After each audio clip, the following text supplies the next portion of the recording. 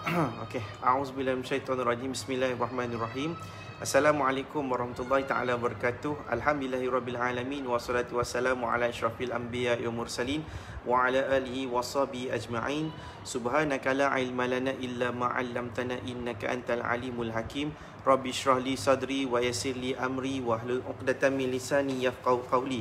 Allahumma aftah 'alaina hikmataka wa anshur 'alaina min khazaini rahmatika ya arhamar rahimin. Amin ya rabbal alamin.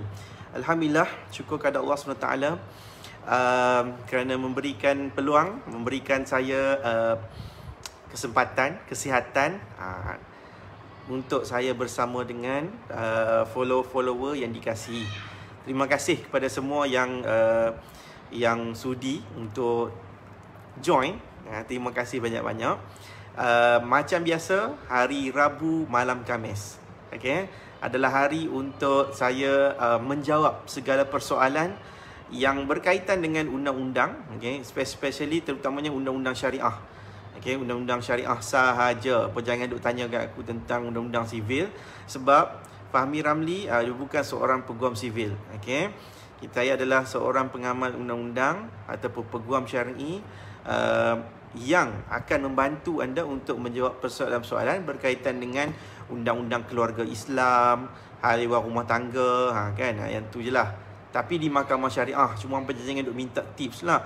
Tips apa benda rumah tangga bahagia ke semua tu, yang tu bukan kepakaran saya, tapi saya lebih cerita tentang tindakan-tindakan di mahkamah syariah. Okey, terus kepada soalan. Siapa yang ada soalan, anda boleh letakkan terus soalan. Jangan lengah-lengahkan masa anda. Siapa yang dapat tanya awal-awal tu beruntung. Okey, Puan Natrah Rosli. Assalamualaikum tuan. Waalaikumsalam. Minta maaf lah puan saya lambat sikit hari ni. Dia urut dekat kerusi urut tadi. Dia rasa macam ngantuk, galik semua tu. Tiba-tiba tengok, oi, dah pukul 9:05 dah. Soalan saya, adakah tuan ada mengendalikan tentang fasah di pihak suami dan buku tuan masih available ke? Oh, okey, baik. Ada dua soalan lah di sini. Baik. Saya nak ambil kesempatan ni sebenarnya untuk nak menceritakan jugalah.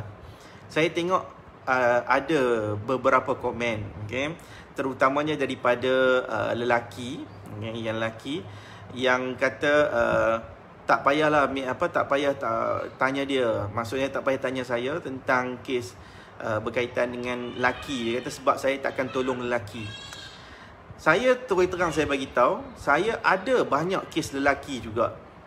Cuma saya tak ada sangat, saya tak ada sangat kes fasah, yang mana fasah ni saya defend lelaki. Bukan sebab saya anti, saya tak anti lelaki sebab saya sendiri lelaki. Dan saya tahu ada ketika yang mana wanita pun ada yang melakukan kesalahan. Ada isteri yang betul-betul dia curang, Ada juga isteri yang tidak taat. Memang betul ada. Cuma pada saya, kenapa saya tak ambil kes fasah lelaki? Sebab matlamat dia tu, matlamat untuk kes fasah tu sendiri sebenarnya. Tadi pagi saya nak kongsikan sikit. Saya pagi tadi saya ada satu kes di satu mahkamah syariah. Saya tak nak bagi tahu kat mana, siapa yang follow tahulah saya ada satu kes yang mana saya cuba untuk beritahu, saya cuba pujuk kepada lelaki apa sebenarnya yang dia nak.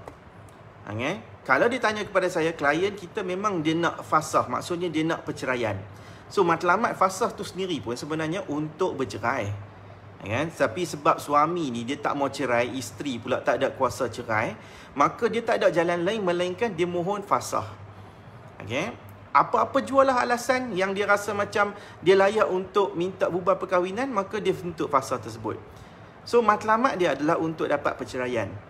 Bagi lelaki pula, matlamat dia apa? Faham tak? Matlamat dia kalau pergi ke mahkamah syariah pun, paling kuat pun untuk kes fasah ni, dia boleh minta untuk isteri tu diperintahkan kembali taat dan sabitan nusyus. Itu sahaja. Sabitan nusyus sahaja. Kalau dia nak berharapkan, kalau dia lawan tu, isteri tu akan patah balik, saya kata matlamat tu tak akan capai. Matlamat untuk minta mahkamah keluarkan perintah untuk isteri balik rumah, mungkin dapat, tetapi belum tentu lagi isteri tu nak ikut.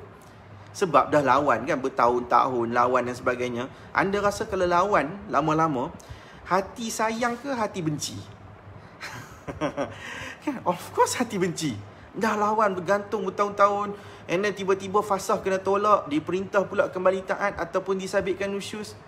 Jadi saya tak pernah nampak lagi setakat lah yang mana membolehkan seseorang isteri tu memang dia nak patah balik. Jadi matlamat dia tu, matlamat tu tak sampai. So saya rasa macam dulu saya pernah ada bawa kes. Saya ada pernah bawa kes fasah perempuan. Saya bawa kes fasah yang mana saya berpihak kepada, saya mewakili pihak lelaki.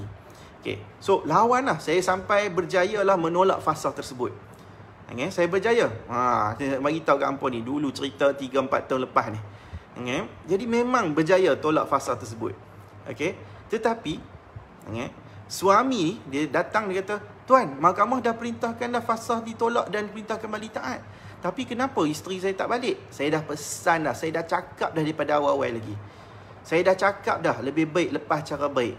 Kalau nak saya lawan, saya boleh lawan. Tapi hanya macam tu saja." Dia ada satu pepatah Melayu yang tepat sekali untuk orang-orang macam ni. Menang jadi arang, kalah jadi abu. Menang jadi arang, kalah jadi abu. Maksudnya, kalaupun lah kan, fasah tu ditolak, apa yang dia dapat? Apa yang dia dapat? Isteri dia masih takkan balik rumah. Satu. Alright? Dia nak teruskan perkahwinan yang single, yang hidup macam biasa, tapi dia menanggung dosa ke apa ke. Macam tu je lah, terus je lah perkahwinannya macam tu. Dia nak kahwin dengan wanita lain, dia kena buat permohonan poligami. Dia kena masuk Mahkamah Tinggi Syariah. That's why saya tak nampak dia punya matlamat yang nak defend pihak lelaki ni dalam kes fasah tu, menyebabkan saya tak ambil kes fasah lelaki. Tetapi kes lain saya ambil. Macam contoh kes harta sepencarian. Saya ada kes lelaki. Saya tak anti. Kenapa saya nak anti lelaki? Sebab kita defend hak. Kalau harta pencarian, lelaki pun ada hak dia. So kita kena terang tentang apa hak dia di mahkamah.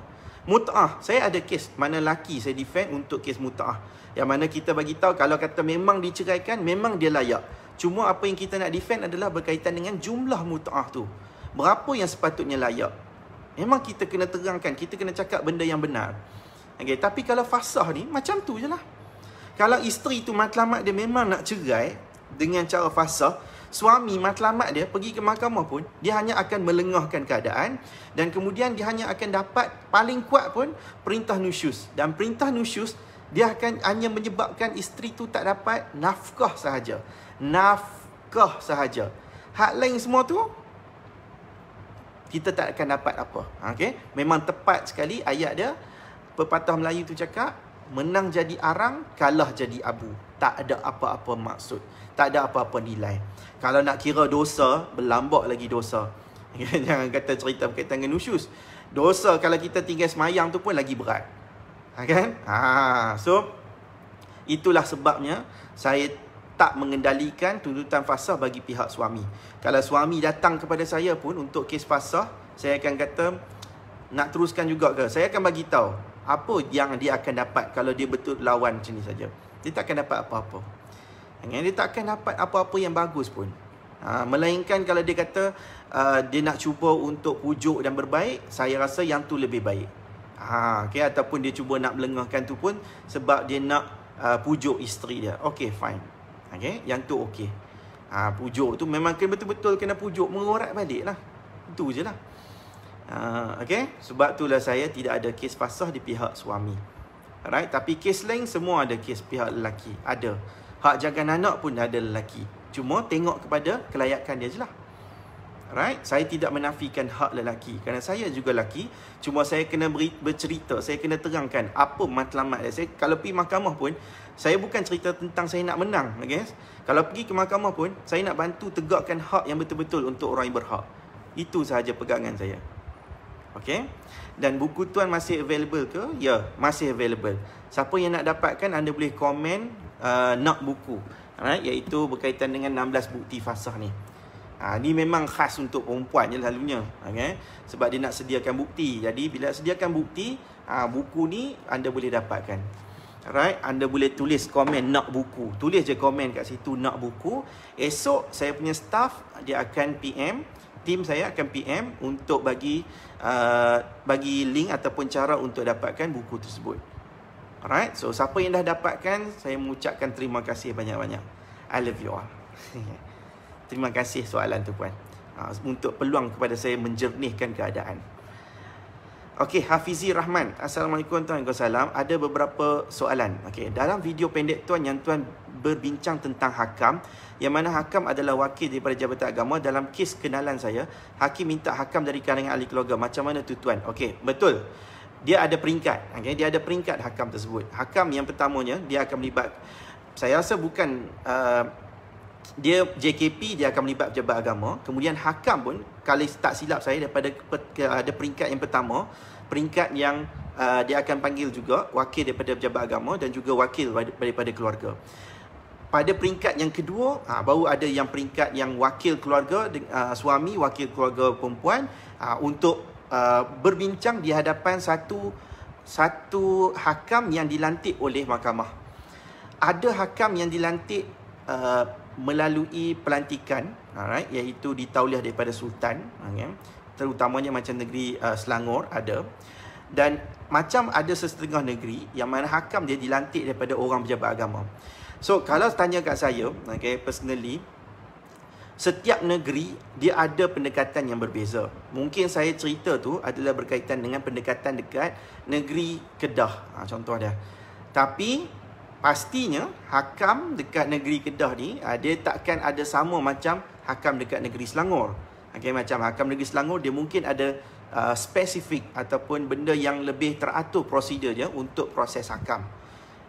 Sebab dia ada guideline. Ada guideline yang memang dah tertulis. Cuma untuk hakam di peringkat negeri macam negeri Kedah ni, dia tidak ada satu guideline yang tepat lagi. So biasanya dia akan dinasihatkan untuk memfahamkan secara fasah, macam itulah. So ikutlah, ada setengah yang dilantik Jabatan Agama dulu, dia ada peringkat hakam ni, dia bukan sekali saja kemudian terus selesai dah hakam tu. Ada peringkat yang Jabatan Agama, kemudian ada peringkat yang mana dia melibatkan ahli keluarga dan lantikan hakam tu sendiri, lantikan mahkamah.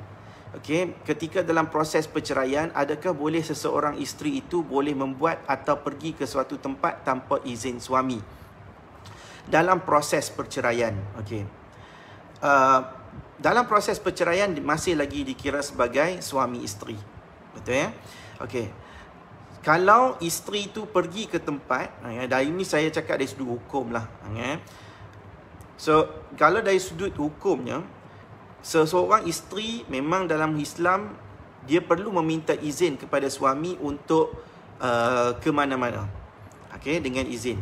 Alright. Tapi kalau dia tidak meminta izin, dia mungkin boleh jatuh kepada hukum berdosa. Alright, berdosa. Cuma dia ada pengecualian juga. Kalau katalah isteri keluar pergi macam ke tempat kerja, dalam Islam, kalau dia pergi untuk keluar mencari bekerja untuk mencari pendapatan supaya dia dapat menanggung makan minum dia ke, ataupun dia mungkin kena tanggung hutang-hutang dia ke, maka dalam kes macam ni, dia tak menjadi satu kesalahan. Cuma dia perlu hanya memaklumkan sahaja. Alright? Tetapi saya faham, ada setengah keadaan yang mana suami memang dia tahu kata isteri dia ni pergi ke tempat yang tak betul dan sebagainya. Cuma kalau kita tidak mengambil tindakan yang selanjutnya, maksudnya tindakan dari sudut undang-undang, dia kekal sebagai seorang isteri biasa yang tidak disabitkan nusyuz. So tidak sabitkan nusyuz ni maksudnya tidak ada sabitan daripada mahkamah tentang isteri ini nusyuz disebabkan perbuatan dia keluar tanpa izin. Alright, saya kalau cerita bab ni, saya kalau cerita bab hukum, saya mungkin tak banyak sangat sebab saya bukannya pakar fiqh. Tapi saya boleh tahu maksud persoalan ni adalah berkaitan dengan berdosa ataupun tidak, salah ataupun tidak. Jawapan saya salah kalau kata tidak ke tempat yang betul. Kalau ke tempat tu macam pergi ke hospital untuk melawat melawat ahli keluarga yang kesakitan ke, yang tu takkan ada satu kesalahan. Alright. Saya minum air sikit. boleh ceritakan sikit pengalaman tuan dalam kendalian kes yang paling mencabar? Semua kes mencabar. Saya macam mana, banyak kes, okay? Tapi saya nak kata apa, tengok ada juga. Saya kalau kata kes yang paling saya ingat, iaitu kes yang berkaitan dengan hak jagaan anak. Okay? Hak jagaan anak yang dibawa lari, tapi kita tak tahu ke mana. Yang tu paling mencabar bagi saya. Okay? Sebab apa? Sebab bila anak dibawa lari, okay, kita tidak akan mudah untuk membuat tuntutan di mahkamah. Mungkin kita boleh dapat perintah hak jagaan, tetapi bagaimana hak jagaan tu nak dikuatkuasakan sedangkan anak tidak diketahui di mana. Okay, yang ni problem dia. Kalau dia dibawa lari ke luar negara, lagi problem. Memang sangat susah lah. Okay, tapi dia dekat dalam negara pun, bila dia hilangkan dengan dengan tidak ada jejak dan sebagainya pun menjadi satu kesukaran juga. Sampai makan masa 3 tahun lebih lah, hampir 4 tahun. Tu dia punya kes tersebut yang membuatkan saya rasa macam itulah kes yang paling saya ingat lah, yang paling mencabar. Alright, sebab dibawa lari pun, kalau orang lain lah kan, kita sekat kita sekat pasport, alright, maksudnya dia tak boleh buat keluar negara. Okay, tapi kalau katalah orang yang buat lari ni dia ada kapal, apa tahu kapal cruise, mana ada orang nak ambil pasport. Kau faham tak? Ni orang yang ada kapal tau, pihak lelaki. Gila, bukan main-main tau. Jadi kita menghadapi banyaklah kesukaran. Yang ni adalah satu cabaran. Sampailah ke peringkat yang mana Allah SWT membantulah, membantu banyak proses dalam kes-kes tersebut lah. Saya tak payah cerita lebih, alright, sebab yang ni adalah privacy. Cuma yang tu yang saya paling ingat sekali. Okey, Rubiah Abdul Rahman, situasi isteri disahkan bercerai talak 1, suami diperintah bayar nafkah 4 anak, contoh 300 setiap anak setiap bulan. Okey. Setahun kemudian isteri dirujuk ex suami dan kahwin semula. Adakah perintah suami beri nafkah kepada anak-anak terbatal? Tak. Okey. Tak terbatal. Okey, sebab apa? Sebab yang tu nafkah anak. Even dalam tempoh perkahwinan pun tak berlaku perceraian pun. Okey, tak berlaku perceraian. Si ibu ni hanya cuma nak minta nafkah mewakili anak, boleh. Tuntutlah. Kan? Sebab yang tu anak punya nafkah, bukan ibu punya nafkah. Alright, so kalau katalah jangan kata perintah nafkah anak, okay? Ada perintah nafkah untuk isteri. Kita ambil lebih tepat sikit. Kalau ada perintah nafkah isteri, okay? Ada perintah nafkah isteri dalam tempoh perkahwinan, okay? So kemudian berlaku perceraian. And then nikah semula, boleh guna balik tak perintah tu? Saya rasa boleh guna lagi. Sebab yang tu nafkah yang diperintahkan sebelum ni kan.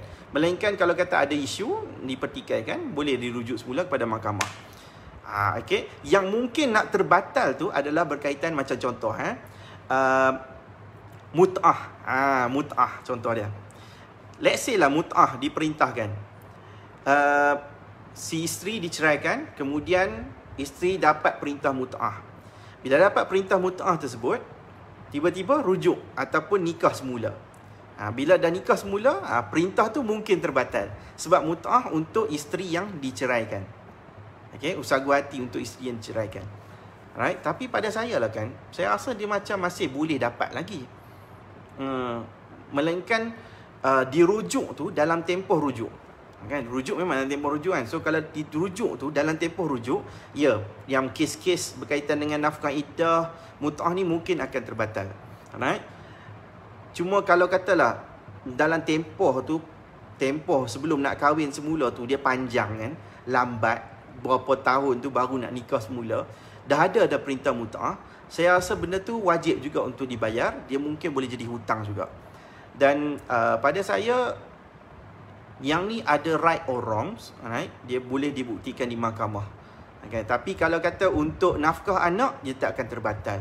Once mahkamah dah perintahkan, dia akan ikut benda tu. Kita kena follow perintah nafkah anak tersebut. Okay. Puan Annie. Assalamualaikum tuan, Waalaikumsalam. Saya nak tanya, kalau saya dah bercerai di negeri A dan saya nak berpindah bawa anak-anak di negeri B. Bagi je lah contoh. A Kalau saya nak buat tuntutan nafkah anak-anak atau nafkah hak penjagaan, nafkah hak penjagaan di negeri B boleh ke? Bekas suami masih di negeri A. Boleh. Okey. Syarat macam contoh kita nak buka kes, dia mesti tempat yang kita bermastautin. Dalam Islam, bermastautin ni ikut pandangan yang dibahaskan dan juga mengikut undang-undang, mastautin ni kalau boleh dia dah duduk at least 3 bulan, macam itulah. Maksudnya dia dah tempoh tu dah lama dah kat situ. So kalau dia memang dah lama duduk macam tu, memang dah plan pindah pun memang menetap kat situ, kita boleh filekan dekat negeri yang kita dah mastautin tersebut. Saya bagi contoh. Susah dengan A, B kan. Let's say lah, asalnya duduk dekat Penang. Duduk dekat Pulau Pinang. Kemudian dah berlaku perceraian, pindah ke Selangor, contoh dia. So pindah ke Selangor, dah duduk dekat Selangor, dah pindah habis semua barang. Kemudian nak filekan kes nafkah anak dan kes hak jagaan anak. Nak kena buat tuntutan tu dekat Penang balik ke ataupun dekat Selangor? Jawapannya buat dekat Selangor. Cuma syarat nak buka kes dekat negeri yang kita mastautin ni, dia ada dua. Ada dua pilihan kita. Yang pertamanya, kita kena tukar alamat IC. Alamat tau, alamat. Bukannya 07 apa semua tu memang takkan boleh tukar. Macam saya sendiri pun 07 Pulau Pinang. Walaupun saya duduk kat Kedah, benda tu saya tak boleh tukar 07 kepada 02, tak boleh.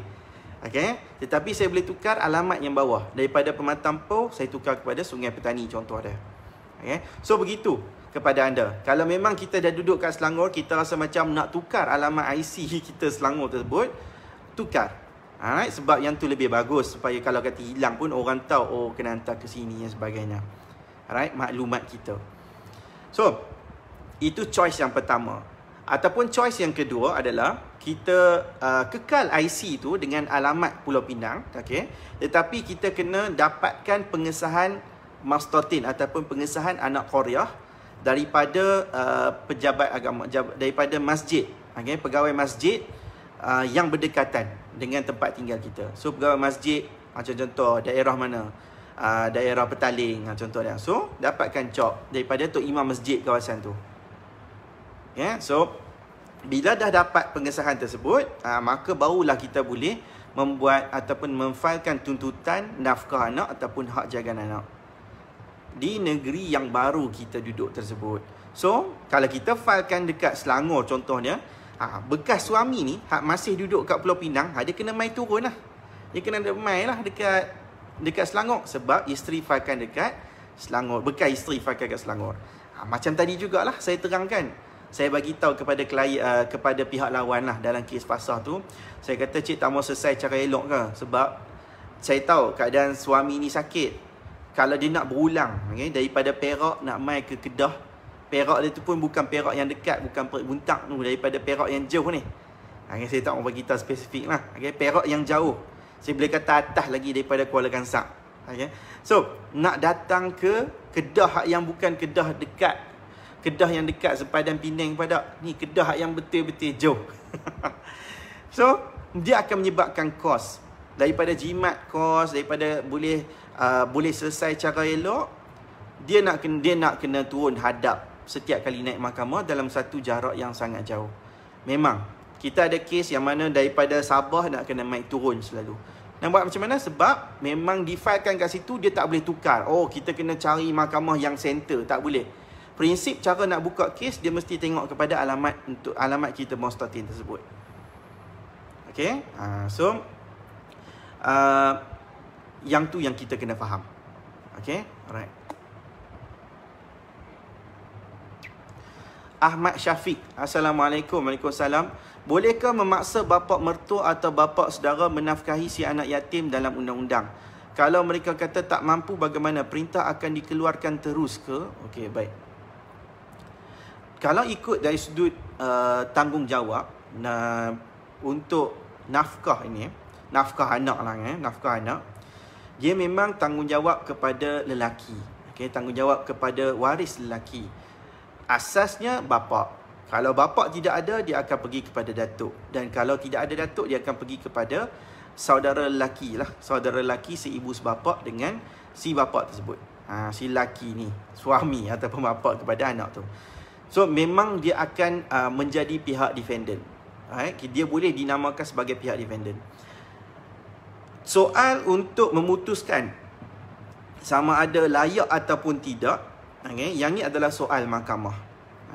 Saya percaya memang ada bapa saudara, bapa saudara yang tak berkemampuan, tetapi dia tidak boleh nak mengelak daripada memegang tanggungjawab tersebut. Sebab dari sudut undang-undang dan juga hukum syarak, memberi nafkah memang terletak kepada lelaki. Lelaki yang di sebelah bapa. Maksudnya bapa, datuk dan juga adik-beradik lelaki yang lain. Jadi mau tak mau kita kena faham ini adalah tanggungjawab dari sudut hukum syarak. Jadi kalau katalah bapa saudara ni tak mampu sekalipun, saya percaya mahkamah tetap akan mengeluarkan juga perintah nafkah. Sebab yang tu tanggungjawab. Habis. Ya, baik. So memang tanggungjawab yang kita tidak boleh lari. Cuma perintah dia tidak akan keluar terus. Kalau katalah bapa saudara tak mampu, so dia kena bela diri macam biasa. Dia kena bagi tahu kenapa dia tak mampu. Dia bekerja apa hutang-hutang yang ditanggung, apa tanggungan sedia ada yang dia kena tanggung.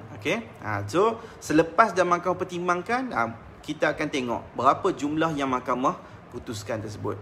Alright, tetapi dia memang kita tidak boleh lari. Sama seperti nak perintahkan bapa, bapa yang betul untuk memberi nafkah. Kalau bapa yang betul pun dia kata saya tak mampu untuk bagi nafkah anak pun, mahkamah tetap akan bagi keluarkan perintah nafkah anak. Alright, sebab yang tu adalah tanggungjawab yang mahkamah tak boleh nak tolak. Sebab yang tu adalah tanggungjawab yang diletakkan dalam Islam. Mau tak mau kita kena ada usaha untuk mencari nafkah tersebut, sebab itu adalah tanggungan kita. Tanggungjawab wajib. Alright, tetapi di pihak ibu pula, ibu pun dia tak boleh sekadar berharap kepada bapa saudara ni saja. Di zaman sekarang ni, zaman yang wanita pun, ibu pun dia kena cuba juga untuk mencari pendapatan supaya dapat beri yang terbaik kepada anaknya. Faham kan? So kalau anak yatim ni, yang anak yatim maksudnya anak yang tidak ada bapa ataupun tidak ada ibu. Saya rasa macam dalam kes ni tak ada bapa, so ibu pun kena bertanggungjawab juga. Alright, cuma dalam perintah ibu takkan diperintahkan untuk memberi nafkah anak. Cuma dari sudut kemanusiaan lah. Tapi dari sudut tanggungjawab yang wajib di sudut hukum syarak, yang tu adalah tanggungjawab di pihak lelaki, di pihak bapa dan keluarga sebelah bapa.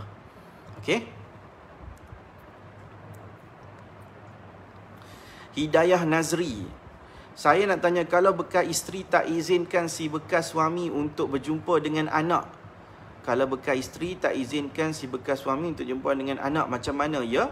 Kena filekan tuntutan hak jagaan anak lah. Filekan tuntutan hak di Mahkamah Tinggi. Nama tuntutan tu mungkin dia tak jadi, nama tuntutan dia masih tuntutan hak jagaan anak. Cuma dalam tuntutan kita tu, mohon untuk mahkamah keluarkan perintah melawat, bermesra ataupun mungkin nak bermalam, mohon untuk macam tu. Kalau kita rasa macam tak mau hak jagaan ataupun tak mau tak layak untuk dapat hak jagaan, so macam mana pun seorang bapa yang sah, bapa kandung, dia tetap ada hak untuk melawat dan bermesra sekurang-kurangnya.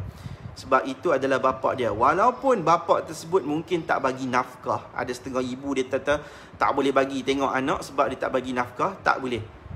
Dia mesti akan dapat juga hak untuk melawat dan bermesra, at least sekurang-kurangnya, untuk menunaikan tanggungjawab dia. Memang itu adalah tanggungjawab seorang bapa. Jadi kalau kata bapa tak diizinkan untuk berjumpa, maka bapa tersebut boleh memfailkan tuntutan itu di Mahkamah Tinggi Syariah. Alright, itu je lah. Kalau dah dihalang, kita kena ada perintah lah. Bila dah ada perintah, si ibu pun tak boleh dah nak halang dah. Kalau halang juga, dia dikira sebagai menghina perintah mahkamah. Menghina perintah mahkamah, hukumannya penjara. Bila dah ada perintah, jangan main-main. Alright, Zarif Mikael. Tuan nak tanya, kalau bekas suami tidak bertanggungjawab atas anak, nafkah tidak pernah bagi, daripada baby sampai besar, bolehkah saya menuntut nafkah tapi anak tu tidak setaraf? Bukan tidak setaraf, tidak sah taraf. Jawapannya adalah, anak tak sah taraf, tanggungjawab ibu 100%. Saya minta maaf, ini adalah hakikatnya. Kita tidak boleh memfailkan tuntutan nafkah anak di mahkamah rendah syariah ke atas seseorang anak yang tidak mempunyai bapa. Okey, walaupun anak tu adalah benih ataupun hasil daripada lelaki tersebut, okey, namun disebabkan dia adalah anak tak sah taraf, okey, anak yang lahirnya kurang daripada 6 bulan qamariah, okey, lahir kurang daripada 6 bulan qamariah daripada tempoh perkahwinan, lahir tu, okay, macam contoh kahwin 1 hari bulan 1, anak lahir 1 hari bulan 5, tak cukup. Tak cukup 6 bulan, maka yang tu adalah anak tak sah taraf. Bila anak tak sah taraf tersebut, dalam hukum syarak, dalam undang-undang, dia adalah tanggungjawab 100%. 100% tau? 150%. Senang cerita lah. Okay? Kepada ibu dan keluarga ibu semata-mata. Kita tidak boleh failkan di mahkamah syariah sebab anak tak sah taraf adalah hak ibu. Okay? Tetapi dari sudut kemanusiaan, dari sudut, kita panggil apa? Dari sudut tanggungjawab. Okay?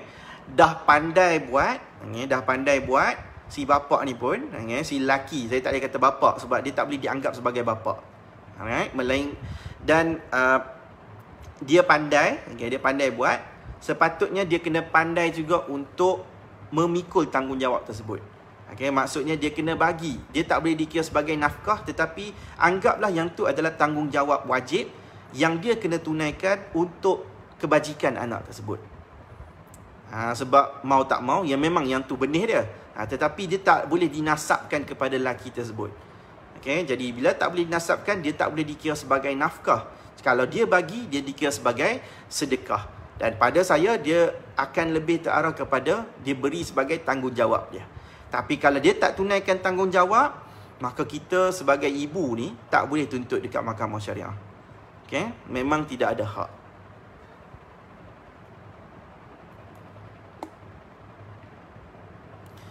Manja kasih. Bila hakim dah sahkan jatuh talak pada pasangan berkahwin, seberapa tempoh lama untuk daftar cerai di pejabat agama tu tuan jelaskan. Macam mana ayat ni? Okey, kalau dah hakim dah sahkan, terus je lah. Kalau mahkamah boleh siapkan perintah perceraian tu secepat mungkin, dapat terus ke, okey lah. Tapi biasanya perintah ni kalau kita nak dapat at least 2 minggu ataupun sebulan. So bila dah siap perintah bertulis, mahkamah dah keluarkan perintah yang menunjukkan kata apa, mahkamah sahkan perceraian dengan talak 1 dan kemudian sijil nikah dibatalkan. So perintah bertulis tu bila dah dapat, bawalah pergi ke pejabat agama untuk daftar kepada sijil cerai. Berapa lama tu tak kisah, asalkan ada perintah tu. Kalau ada setengah orang ni dah ada perintah lama dah tapi dia tak ada nak pergi pejabat agama, ikutlah, tetap perintah tu valid. Perintah tu tetap valid. Anda buat pergi pejabat agama, kata nak daftar sijil cerai, bawa sekali sijil nikah tu, nanti pejabat agama akan ambil bersama dengan perintah tu, and then dia akan batalkan, dia akan bagi tempoh untuk dapatkan sijil cerai. Tu je lah.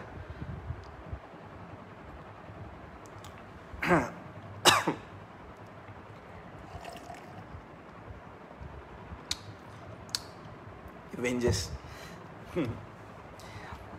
Saya peminat Captain America. Putri Syakila. Assalamualaikum tuan. Waalaikumsalam. Macam mana nak buat kalau tak ada report polis? Kalau ada saksi pun tak nak masuk campur jadi saksi. Bolehkah tuntut cerai taklik kalau dia dah datang tangan pada isteri dia? Siapa dia? Suami lah kot kan. Okey. Baik. kalau kita nak tuntut fasakh ataupun cerai taklik, right? Fasakh ke cerai taklik ke, isu berkaitan dengan pukul, okay? Menyakiti tubuh badan, right? Kita kena ada, at least kita kena ada laporan polis sekurang-kurangnya. Dan laporan polis ni mesti bersama dengan laporan perubatan. Kalau kita tidak ada perkara tersebut, kita ada saksi. Contohnya saksi yang nampak pukul. Saksi tu memang betul-betul kena nampak kejadian tersebut, pukul tu. Okay? Pukul yang sampai macam mana, saksi ni kena cerita. Kalau kita ada saksi, okay, saksi tersebut tak mau datang ke mahkamah untuk bagi kerjasama, tapi dia nampak peristiwa. Okay? Cuma dia rasa macam takut nak mengeruhkan hubungan. Contoh dia kan, dia takut nak mengeruhkan hubungan dengan suami tu, contoh dia. Tapi pada hakikat dia tahu kejadian-kejadian yang berlaku. Okay? So, keengganan dia tersebut, kita boleh maklumkan kepada pihak hakim, kepada mahkamah, dan kita boleh mohon untuk dikeluarkan satu sepina. Okay? Sepina. Maksud sepina ni adalah surat untuk memanggil saksi secara paksa.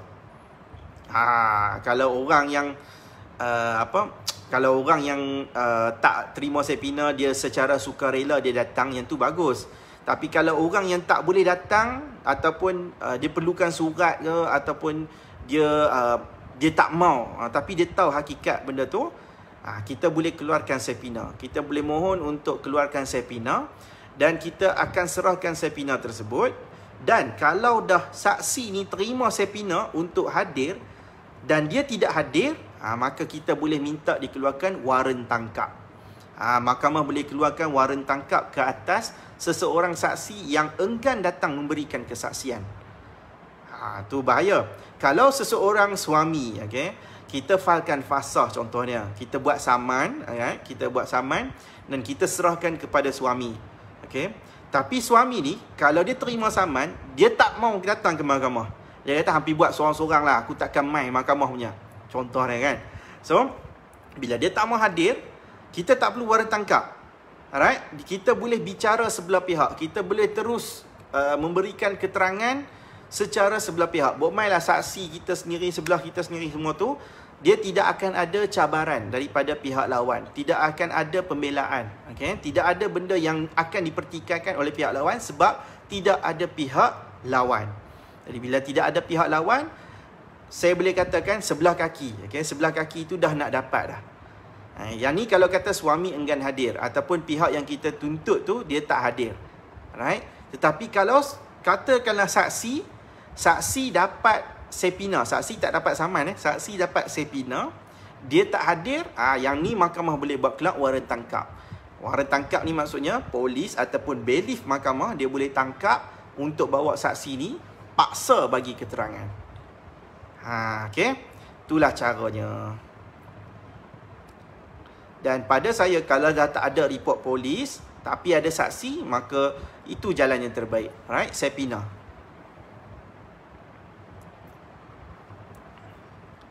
Tija dia nama betul tadi. Ahmad Syafiq, lagi satu nak tanya dulu, tuan cakap fasakh juga boleh dapat mut'ah asalkan kesalahan bukan atas isteri. Betul. Okey. Tapi peguam yang lain saya baca hakim sekarang strict. Kes fasakh sama ada salah atau tidak tak dapat mut'ah, betul ke? Okey, baik. Yang ni ijtihad. Okey, yang ni ijtihad. Ada setengah hakim berijtihad, okey, berpandangan, okey, berpandangan kalau tuntut fasakh tu atas sebab fasakh tu pun kerana kesilapan suami, contohnya pukul contohnya, right, ataupun tak bagi nafkah ke. So ada hakim kata boleh dapat mut'ah. Ya betul, ada juga hakim berpandangan kalau isteri tu dah filekan fasakh, right, dia tidak layak untuk mendapat mut'ah. Ada juga pandangan macam tu. Jadi yang ni lah kita sebut sebagai khilaf. Khilaf terhadap ijtihad. Kenapa benda ni boleh berlaku? Sebab dia tidak ada satu guideline yang jelas. Okay? Ada pandangan macam ni lah mazhab kan. Ada mazhab Syafi'i, Maliki, Hanafi kan. So setiap pandangan ni ada. Mazhab Hanafi ada pandangan dia. Okay? So, kalau yang ikutkan macam contoh lah kan, saya nak beritahu gambar lah. Dalam fasah ni kan, fasah ni dia tidak ada dalam mazhab Syafi'i. Okay, tetapi dia ada dalam mazhab Maliki kot. Kan? So, dia dalam mazhab Maliki ke Hanafi kan? Macam tu lah. Kalau ikutkan lah ni.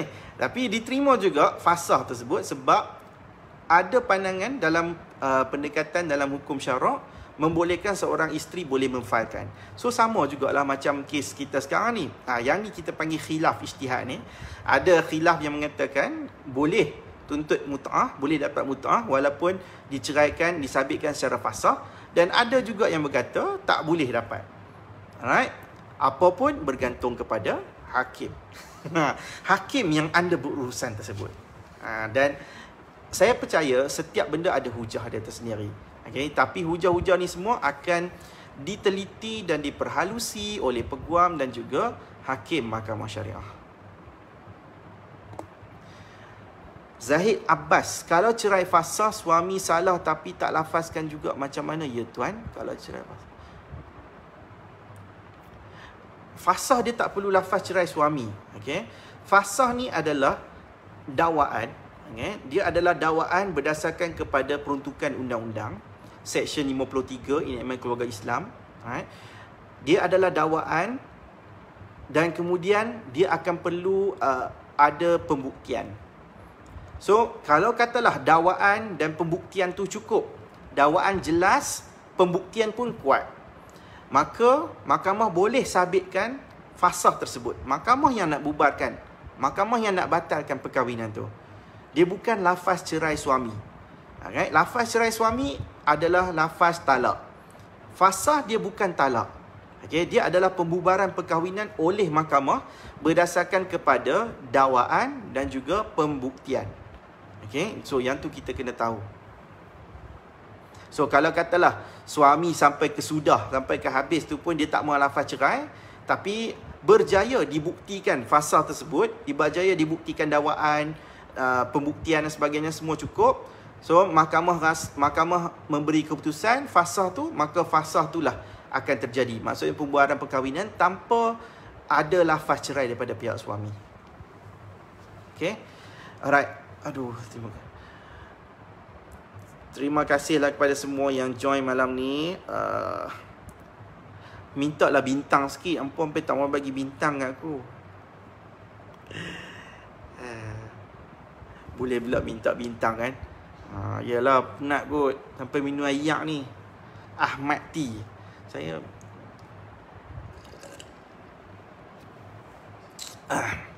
Naknya saya rasa macam kurang sihat tau. Tapi saya kena gagahkan juga untuk memberikan perkongsian. Saya kena jawab soalan, saya kena bantu anda yang, sebab kita terima ramai orang PM. Semua tanya tuan, apa yang tanya soalan-soalan semua ni kan. Saya dah bagi tahu banyak kali dah. Kalau hampa PM saya, bukan saya yang reply. Sebab kita punya tim, alright, Fahmi Ramli Enko yang akan reply, yang akan bantu anda untuk orang yang nak dapatkan personally dengan saya. Okay? Tapi kalau nak bertanyakan soalan semua, soalan hanya akan dijawab di sini. Di klinik Guaman Syar'i ni. That's why saya buat satu hari ni untuk jawab soalan. So, masuk awal. Siapa yang tanya soalan? Habibah Bib Ibrahim. Assalamualaikum tuan. Waalaikumsalam. Boleh tak tuan jelaskan apakah harta pencarian yang boleh isteri pertama tuntut atau minta di hadapan hakim ketika permohonan poligami dalam mahkamah? Contohnya rumah. Bolehkah minta tukar nama atau separuh nilai rumah tersebut? Tu dah jawab dah tu. Kalau suami failkan tuntutan poligami, okay, isteri pertama datang, okay, isteri pertama kata saya setuju, tapi dengan syarat saya nak rumah yang dibeli atas nama suami ni diperintahkan sebagai harta pencarian, bahagian saya separuh, contoh dia. Boleh? Dah kira apa dah?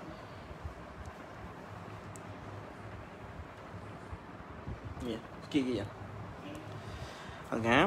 So, kita boleh minta. Selain pada rumah, apa lagi? Tanah. Kalau ada tanah, minta tanah pun. Okay. Sebab pada ketika itu, mahkamah akan kabulkan. Mahkamah akan menunaikan segala yang anda minta tersebut. Kan? harta pencarian ni, kalau hampa nak dapat, dia, kalau kita dah lepas bercerai, kita nak filekan tu, dia jadi banyak renyah. Dengan dokumennya, dengan pembuktiannya, so banyak benda. Tapi benda tu memang kita kena selesaikan juga. Alright? Tapi kalau orang yang poligami, diperintahkan poligami, pastinya time tu adalah peluang terbaik untuk isteri. Isteri pertama ke kedua ke, datang dan bagi tahu, kata saya nak ini sebagai atas pencarian, bahagian saya berapa, separuh ke 3/4 ke, ikutlah sumbangan kita. Biasanya separuh pun dah okey dah. Sebab kalau orang yang bercerai, dia tuntut atas pencarian, kadang-kadang tak dapat pun separuh, dapat 1/3, mungkin dapat kurang daripada tu. Alright? So orang yang atas, yang poligami ni, at least mesti dapat separuh. So tuntutlah apa-apa pun, apa-apa harta yang suami nak bagi tu, yang ada suami ada, rumah, kereta, motor. Okay? Jangan kata separuh. Kadang-kadang boleh minta sebiji ni terus. Sebiji ni sebagai harta terus pun boleh juga. Sebab pada ketika itu, jangan kata mahkamah nak kabulkan. Kadang-kadang suami pun dah dia sanggup nak poligami, maka bab harta ni kadang-kadang dia tak kisahlah, yang penting dapat poligami ni. Kan boleh jadi juga. Sebab poligami ni satu yang sukar. Kita tak boleh nak halang kalau seseorang lelaki ni memang berkemampuan, memang seorang yang boleh untuk berpoligami. Cuma sebagai seorang isteri, kita kita mempunyai kelayakan untuk mendapat apa-apa jaminan dari sudut nafkahnya, nafkah anak-anak, harta pencarian. Alright? Yang tu yang terbaiknya. Siti Aliza, apa syarat-syarat untuk menjadi saksi perceraian cara fasah? Saksi Islam, baligh, berakal, adil. Saksi, kadang-kadang saksi bukan Islam pun boleh jadi juga. Cuma dia tak bolehlah jadi saksi utama. Tengok pada dakwaan lah. Macam contoh lah kan, duduk kat kawasan kejiranan, jiran belah kanan orang Cina Buddha. Duduk belah kiri India Hindu. Okay? Kiri kanan bukan Islam. Tetapi mereka ni yang duk dengar, bergaduh, baling. Mereka ni yang nampak, yang pergi tenangkan. Contoh dia. Okay? Diorang pun boleh jadi saksi juga. Saksi kepada peristiwa pergaduhan, peristiwa pukul. Kan? Orang bukan Islam pun ada mata juga kan? So, diorang pun boleh bagi keterangan juga. Cuma level of keterangan tu mungkin tak sekuat seperti orang Islam. Tetapi, dia tetap diterima keterangan dia secara bayinah. Yang ni kalau saya cerita bab keterangan ni, bab bukti ni payahlah. Tapi apa yang saya boleh bagi tahu, asalkan Islam, baligh, berakal, merdeka sebagainya tu boleh lah. Kalau budak sangat tak boleh lagi. Kucing ke, tak boleh lah. Kucing pula jadi saksi.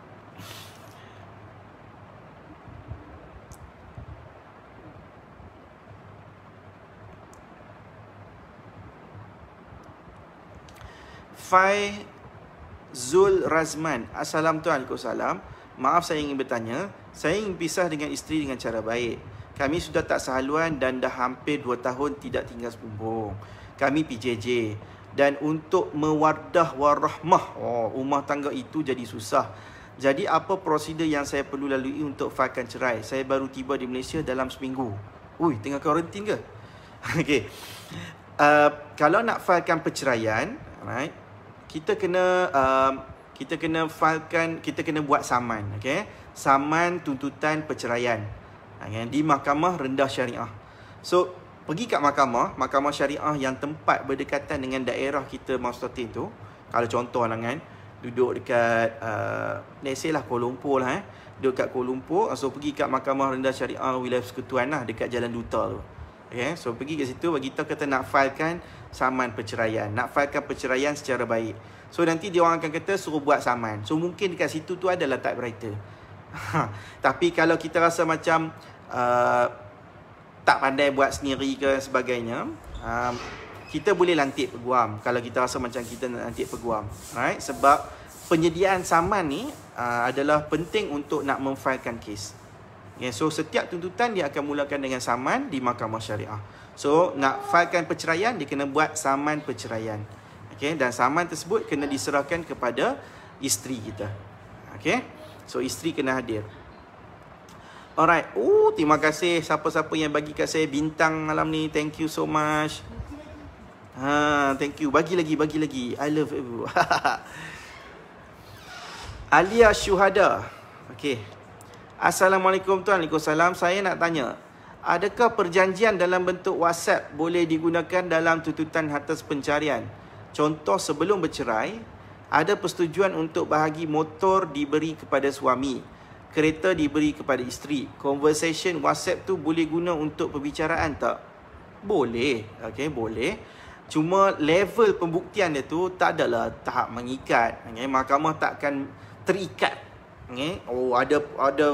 Ada perbincangan cara WhatsApp. Kena ikut ni 100%. Tak. Okay? Dia boleh jadi satu tanda-tanda yang bersetuju. Tetapi bila di mahkamah, dia mungkin boleh bersetuju, mungkin juga suami tak bersetuju. Mungkin boleh jadi bekas suami ni tak bersetuju. So dia kata, saya nak, sebab saya rasa masa tu perjanjian ni saya rasa macam nak bagi tak mau bergaduh-gaduh je. Contoh dia. Tu contoh. So kita bicara tentang kelayakan untuk bekas isteri ni dapat motor, kereta sebagainya. Boleh. Sebab benda tu tak mengikat mahkamah.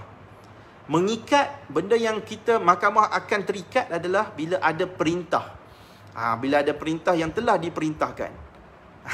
Okay. So kalau perintah yang telah diperintahkan, memang kita kena terikat. Contoh. Semasa perceraian. Okay. Semasa perceraian tu, let's say lah, berlaku perceraian ni dekat mahkamah tinggi. Okay. So perceraian dekat mahkamah tinggi tu, dalam perintah perceraian ada direkodkan, isteri bersetuju untuk diceraikan dengan talak 1. Isteri bersetuju untuk tidak menuntut apa-apa tuntutan selepas perceraian. Antaranya, takkan tuntut nafkah iddah, takkan tuntut nafkah tunggak, takkan tuntut harta pencarian. Contoh dekat mahkamah tinggi. So, ada dalam perintah.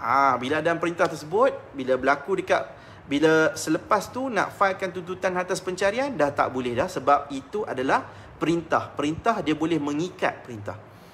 Jadi kalau WhatsApp, dia tak mengikat mahkamah. Benda tu takkan mengikat mahkamah untuk nak ikut benda tu.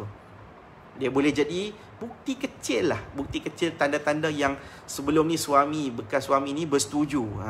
Tetapi mungkin boleh penyelesaian tu.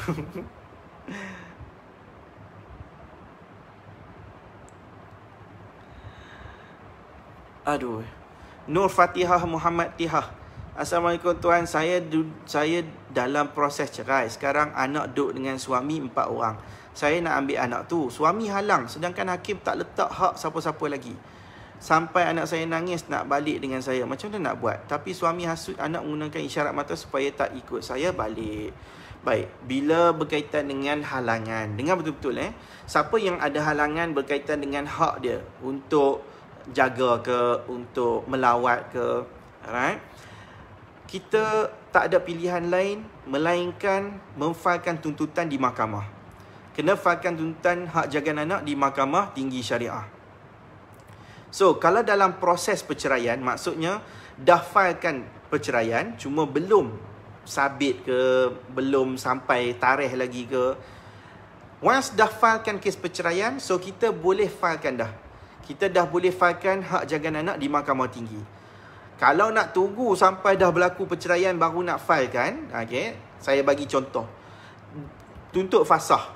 Fasah ni, hampa jangan ingat boleh settle cepat. Kalau kata suami tak setuju, so dia mungkin makan tahun. Let's say lah, dah sampai 2 tahun.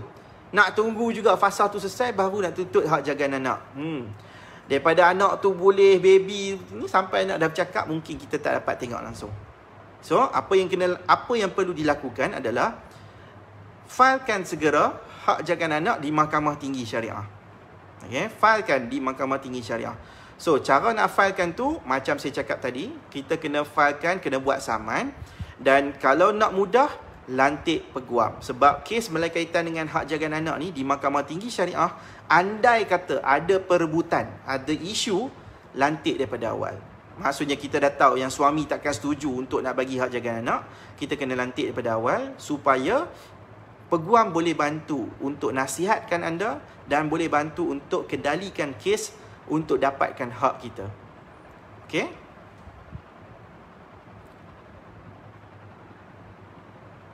Fatin Nur Jannah, tuan, apa syarat untuk menuntut mut'ah? Syarat yang pertama mesti berlaku perceraian. Okey? Dia bukan suami isteri. Suami isteri tak boleh. Dah berlaku, sudah, dah disahkan, dah ada sijil cerai. Dah ada sijil cerai baru boleh tuntut mut'ah. Syarat pertama. Syarat yang kedua, mesti berlaku persetubuhan. Syarat yang kedua, semasa berlaku perceraian tu, tidak ada perintah yang mengatakan isteri tak boleh tuntut mut'ah. Sebab ada setengah orang yang mana dia bercerai, suami dia bagi syarat, hang tak boleh tuntut mut'ah, nafkah iddah, nafkah tunggak. So isteri setuju. Bila cerai tu ada perintah, kalau ada perintah kata tak boleh tuntut mut'ah, maka tak boleh tuntut mut'ah. Okay? Tetapi kalau dia disabitkan nusyuz sahaja, nusyuz kita masih lagi boleh dapat mut'ah. Okay? So syarat dia, tidak ada perintah yang menghalang untuk isteri tuntut mut'ah. Itu syarat yang kedua. Syarat yang ketiga, ni yang penting juga, mesti berlaku persetubuhan. Dalam tempoh perkahwinan mesti berlaku persetubuhan. Right? So cara nak buktikan macam mana persetubuhan, anak lah kan. So anak berapa orang? Tu buktilah. Kan? Kalau kata tak ada anak, tengoklah tempoh perkahwinan lama ke tak kan. Kalau tempoh dia memang lama sungguh, takkanlah tak berlaku persetubuhan tu. So macam itulah, tu syarat dia. Alright? Soal berkaitan dengan mampu ke tak mampu ke, yang tu adalah semasa perbicaraan. Dan pastinya kalau kata isteri tu layak dapat mut'ah, dia tetap akan layak dapat mut'ah. Cumanya adalah berapa banyak jumlah tersebut saja. Dah biasa dah? Okay. Alright. Okay, so itulah syarat untuk dapat mut'ah, untuk tuntut mut'ah. Okay. Alright, itu saja daripada saya pada malam ni. Eloklah pukul apa ni? 10. 10:11. Eloklah, saya pun start lambat tadi. So saya ucapkan terima kasih kepada anda semua yang join. So siapa yang ada soalan sebelum ni dan type tapi tak ada nak baca ke sebagainya, lain kali masuk awal. Okay? Setiap hari Rabu malam Khamis.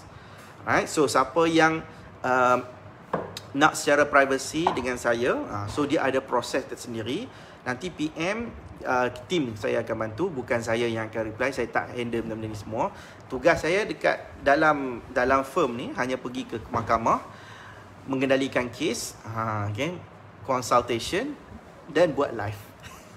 Buatlah rakam video semua tu kan, sebab hampa suka saya jawab kan. So macam tu je lah tugas saya.